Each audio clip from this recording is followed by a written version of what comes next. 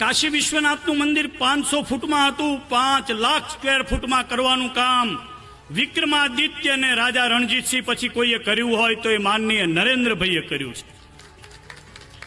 કેદારનાથનું ક્ષતિગ્રસ્ત થયેલું મંદિર, એનો અબજો રૂપિયાનો પ્લાન કોઈ હેરિડિટરીમાં જન્મેલો રાજા ન કરી શકે એવું કામ નરેન્દ્ર મોદી સાહેબે કર્યું છે. સોમનાથનો વિકાસ હોય, અંબાજીનો વિકાસ હોય, ગિરનારનો વિકાસ હોય, પાલીતાણાનો વિકાસ હોય, ડાકોરજીનો વિકાસ હોય કે શ્રી દ્વારિકાજીનો વિકાસ હોય, આ બધા જ કામો અને શ્રી રામ જન્મભૂમિ ઉપરનું ભગવાન શ્રી રામનું મંદિર હોય, આ બધા પવિત્ર કામો નરેન્દ્રભાઈના હાથે થઈ રહ્યા છે.